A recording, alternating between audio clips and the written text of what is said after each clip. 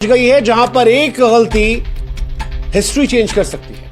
कोई एक मिसफायर दो देशों की एक इलाके की लड़ाई से बढ़कर फुल फ्लेजेड वॉर या फिर वर्ल्ड वॉर में तब्दील हो सकता है। क्या वर्ल्ड वॉर 3 की चिंगारियां हवा में तैरने लगी हैं?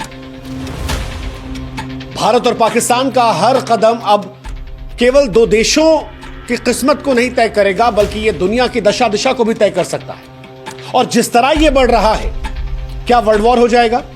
क्योंकि अगर वर्ल्ड वॉर हुई तो फिर पूरे विश्व को युद्ध खत्म कर देगा। इतिहास गवाह है कि कई बार युद्ध एक छोटी सी गलती से शुरू हुए और फिर दुनिया बर्बाद कर दी।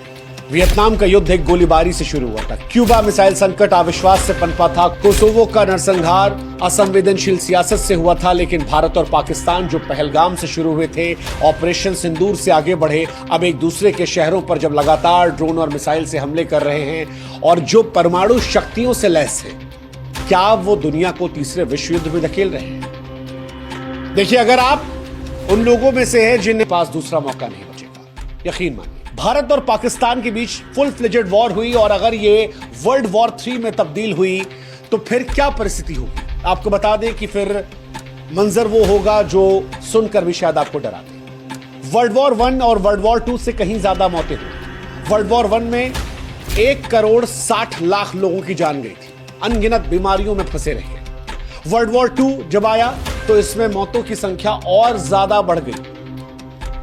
8.5 करोड़ के आसपास मौतें हुई, जिसमें हिरोशिमा और नागासाकी पर परमाणु बम भी शामिल था। हिरोशिमा में 70,000 लोग और नागासाकी में 40,000 लोग एक सेकंड में राख हो गए। लेकिन अगर इंडिया और पाकिस्तान फुल फ्लेजेड वॉर करते हैं, परमाणु वॉर करते हैं, तो आप सोचिए कितने गुना है। अब अगर हथियारों की ताकत बड़ी है तो तबाही का मंजर भी तो बड़ा होगा। अगर 100 किलो टन का मान लीजिए बम कराची या फिर दिल्ली पर गिर जाता है तो यकीन मानिए 5 से 10 किलोमीटर तक सब कुछ मलबे में तब्दील हो जाएगा। 20 किलोमीटर तक लोग जलकर राख हो जाएंगे। 30 किलोमीटर तक इमारतें जो हैं वो पूरी तरह से ढह जाएंगी। लाखों मौतें मिनटों में हो जाएंगी। करोड़ों ऐसे हैं जिनको इलाज नहीं मिलेगा। रेडिएशन का असर अलग आएगा। कैंसर, अपंगता और आगे आने वाली पीढ़ियों में बीमारियां जो इंसान की नस्लों को बर्बाद कर रख देंगी। अब अगर आपको लगता है कि दोनों देश समझदार हैं, वो लड़ रहे हैं, वर्ल्ड वॉर जैसी सिचुएशन या परमाणु वॉर जैसी सिचुएशन नहीं होगी, तो आपको यह समझना पड़ेगा कि एक गलती वर्ल्ड वॉर शुरू कर सकती है। एक गलती।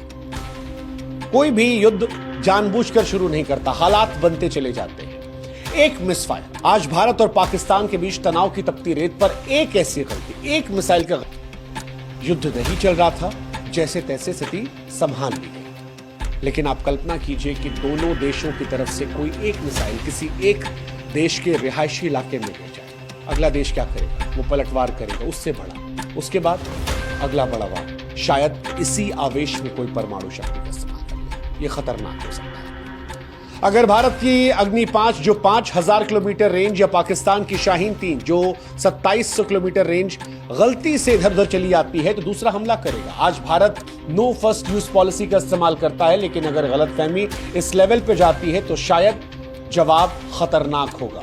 मिसाइलें हवा में होंगी। दिल्ली, मुंबई, कराची, इस्लामाबाद जैसे शहर मिनटों में मलबे में तब्दील हो सकते हैं। मौजूदा दौर में अगर कहीं कोई आतंकवाद हो जाता है तो यह भी विश्व युद्ध की तरफ धकेल सकता है। 2008 में मुंबई हमलों ने भारत को हिलाया था। 2019 के पुलवामा हमले ने बालाकोट हवाई हमले को जख्म दिया था। पहलगाम में जो कुछ हुआ उसके बाद भारत ने ऑपरेशन सिंदूर चला दिया। आप कल्पना कीजिए कि अगर कहीं कोई आतंकवादी हमला होता है तो उसका जवाब होगा।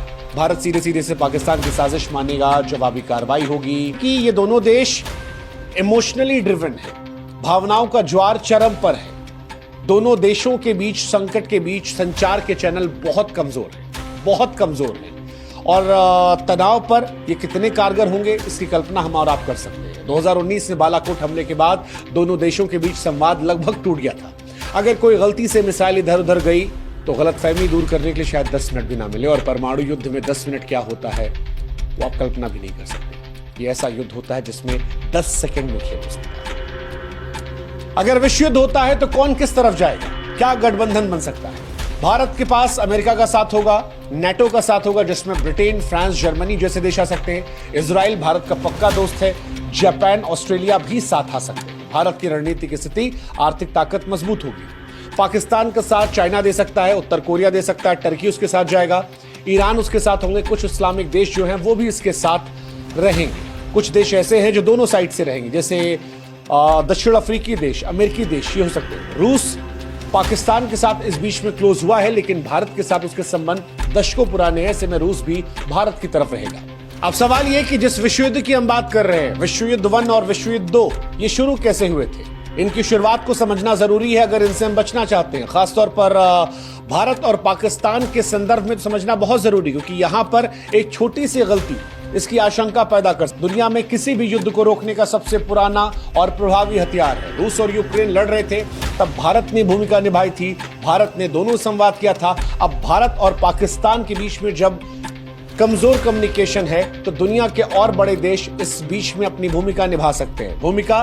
संयुक्त राष्ट्र भी निभा सकता है। संयुक्त राष्ट्र ने इससे पहले भी इंडिया और पाकिस्तान में युद्ध को रोका है, कई बार रोका है, और इस बार भी वो अपनी अहम भूमिका कर सकता है। जैसे 1965 और 1971 में भारत पाक युद्धों के बाद यूएन ने मध्यस्थता करवाई थी। 1965 में ताशकंद समझौता और 1971 में शिमला समझौता हुआ था, जिसके बाद भारत और पाकिस्तान में शांति बनाने की कोशिश की गई थी। हालांकि इसमें भी चुनौतियां हैं, क्योंकि यूएन में अमेरिका, चीन, रूस परमानेंट मेंबर है और वो अपना अपना हित देखेंगे। चीन पाकिस्तान का समर्थन करेगा, अमेरिका इंडिया की तरफ झुकेगा। ऐसे में क्या यूएन की तरफ से कोई निष्पक्ष सुझाव आ सकता है? ये थोड़ा मुश्किल हो सकता है। वैश्विक दबाव हो सकता है। अमेरिका और चीन अपने प्रभाव से दोनों देशों को शांत कर सकते हैं।